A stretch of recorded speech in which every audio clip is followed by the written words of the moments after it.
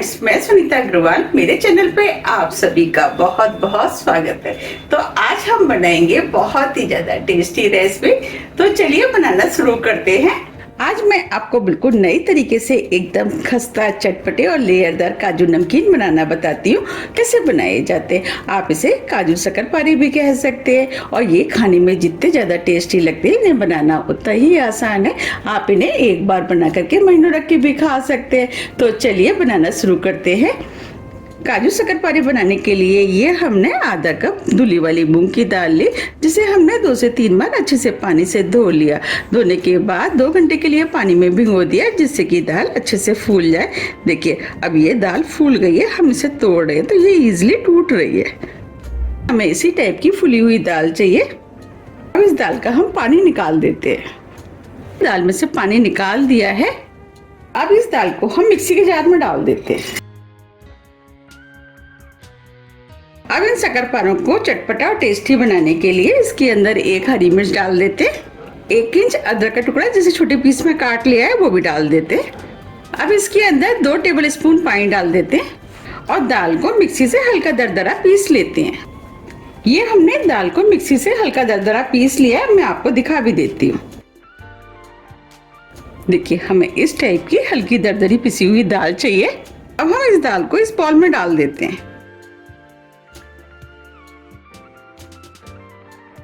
ये हमने सभी दाल को बाउल में डाल दिया है। अब इसके अंदर मसाले ऐड करेंगे। मसाले में 1 टीस्पून जीरा, 1 टीस्पून अजवाइन। अजवाइन को हाथ से क्रश करके डालेंगे, जिससे कि इसमें खुशबू अच्छी आएगी। 2 चुटकी हींग, इससे फ्लेवर अच्छा आएगा। 1/4 टीस्पून हल्दी पाउडर, इससे कलर अच्छा आएगा। नमक 1 टीस्पून। नमक आप अपने टेस्ट के अनुसार थोड़ा सा कम या ज्यादा भी कर सकते हैं। अब इन शक्करपारों को खस्ता बनाने के लिए इसके अंदर 4 टेबल स्पून ऑयल डाल देते।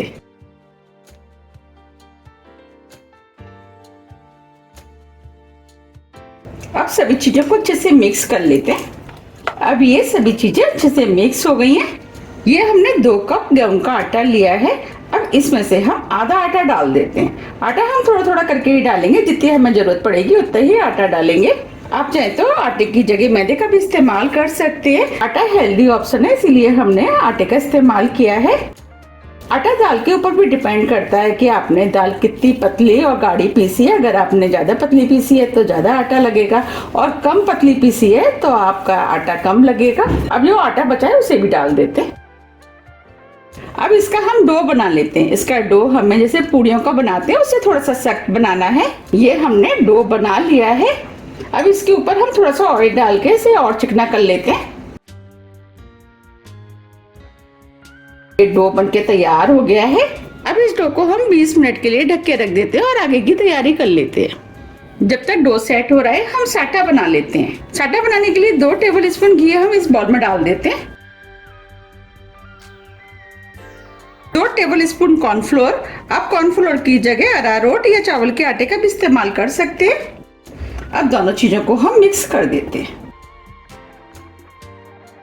अब ये दोनों चीजें अच्छे से मिक्स हो गई हैं। अब ये साटा बनके तैयार हो गया है। इसे हम साइड में रख देते हैं।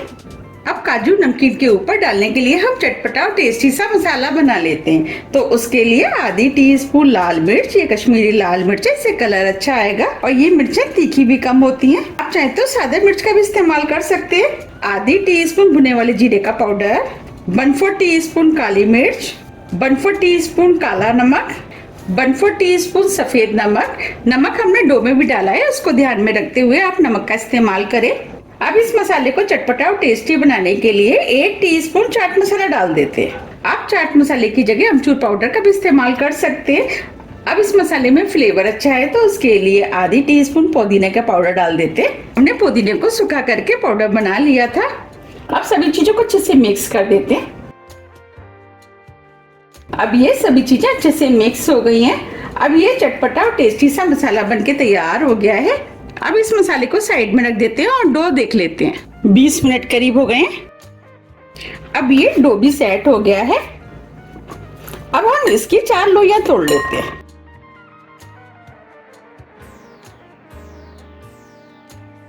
और इसमें से एक लोई को इस तरीके से हम चिकना कर लेते हैं। इसकी हम लोई बना लेते हैं।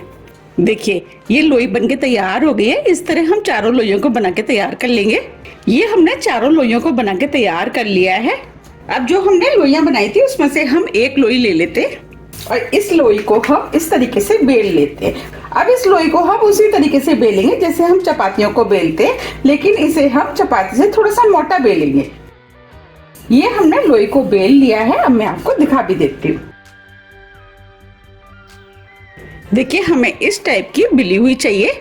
अब हम इसे प्लेट में रख देते हैं और इस तरीके से हम चारों लोइयों को बेल के तैयार कर लेंगे।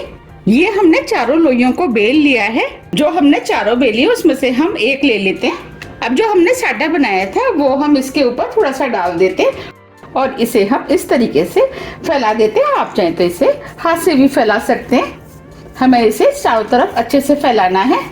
इस तरीके से साटा लगाने से जो हम मठरी बना रहे हैं उसकी लेयर बहुत अच्छी आती है। ये हमने चारों तरफ अच्छे से फैला दिया है। अब हम इसके ऊपर दूसरी वाली रख देते हैं। अब इसके ऊपर भी हम साटा लगा देते हैं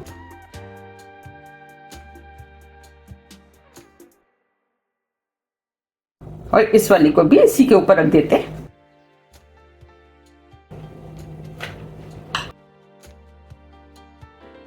और इसके ऊपर भी साटा लगा देते हैं।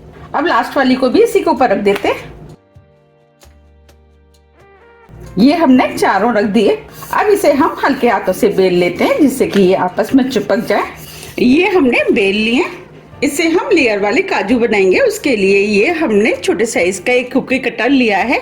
अगर आपके पास कुकी कटर नहीं है, अगर आपके पास कोई भी बोतल का ढक्कन है तो आप उसका भी इस्तेमाल कर सकते हैं। हम इन्हें काजू की शेप में कुकी कटर से काट लेते हैं। तो कुकी कटर को हम आधा रखेंगे और इस तरीके से दबाते हुए हम काजू की शेप देंगे। पहले वाले पोर्शन को निकाल देते हैं।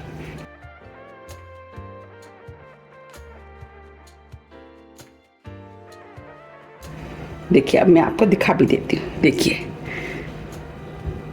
इस तरह हम सभी काजू बना करके तैयार कर लेंगे।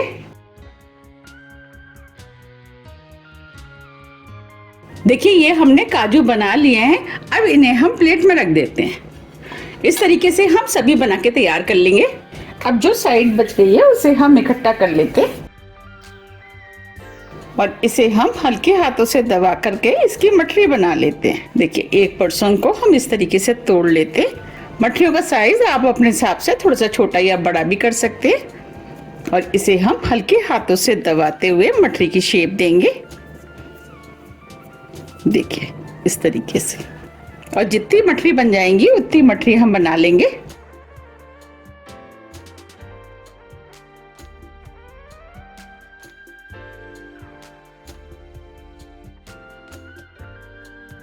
इसमें से हमारी 5 मठरी बन जाएंगी।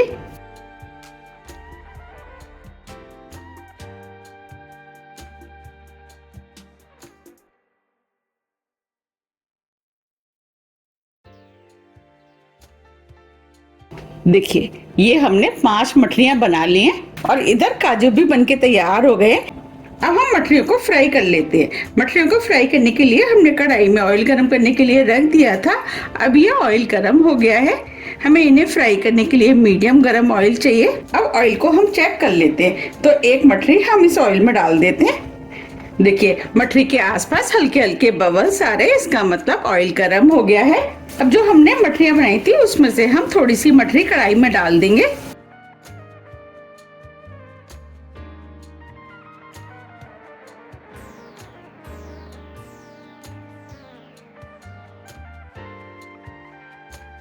अब इन मठरियों को स्लो मीडियम फ्लेम पे फ्राई होने देते हैं। हमें इन्हें स्लो मीडियम फ्लेम पे ही फ्राई करना है जिससे कि अंदर से सिक करके ये खस्ता बने।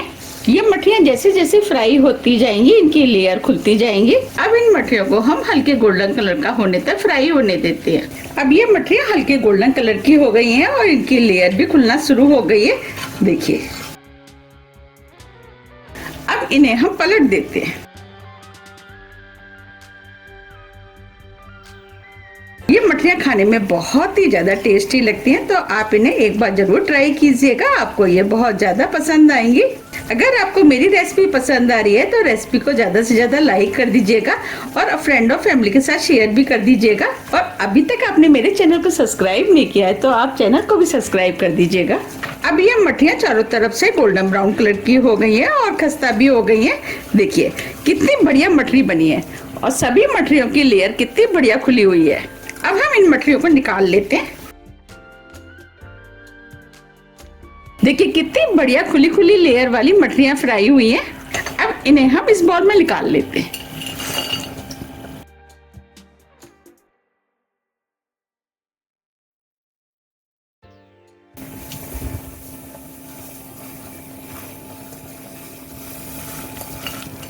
अब हम कढ़ाई में और डाल देते हैं।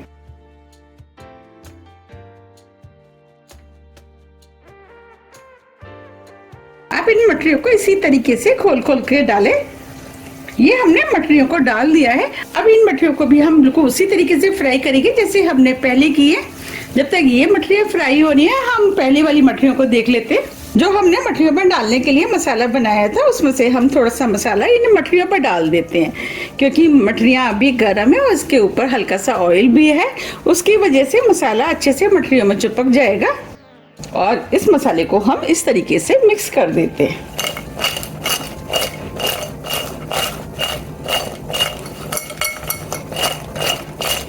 अब जो कढ़ाई में मठरियाँ फ्राई हो रही हैं उन्हें हम देख लेते हैं।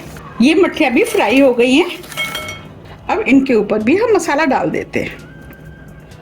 मसाला आप अपने टेस्ट के अनुसार थोड़ा सा कम या ज़्यादा भी कर सकते हैं। और मसाले को इस तरीके से मिक्स कर देते हैं। अब इसके ऊपर मैं थोड़ा सा मसाला और डाल देती क्योंकि मुझे ये मसाला थोड़ा सा कम लग रहा है। आपको जितनी चटपटी मठरी पसंद है उतना मसाला आप डाल सकते हैं। अब इन मठरियों को हम सर्व कर लेते हैं। देखिए कितनी बढ़िया चटपटी और मसालेदार मठरियाँ बनके तैयार हुई हैं।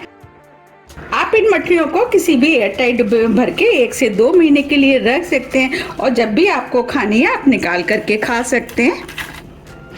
मैंने आपको जिस तरीके से बनाना बताया, अगर आप उस तरीके से बनाएंगे तो आपकी मठरियाँ भी बहुत ही ज़्यादा टेस्टी और लेयरदार बनके तैयार होंगी। तो आप मुझे कमेंट्स करके ये ज़रूर बताइए कि आप इन्हें कब बना रहे हैं। ये जो हमने मठरियाँ बनाई थी उन्हें भी हमने फ्राई कर लिया है। ये भी मठरियाँ खाने में बहुत ही ज़्यादा टेस्टी लगती हैं। अब मैं आपको इन मठरियों को पास से भी दिखा देती हूँ। देखिए कितनी लेयरदार मठरियाँ बनके तैयार हुई हैं। बनी है ना लेयरदार। अब मैं आपको इन मठरियों को तोड़ के भी दिखा देती हूँ।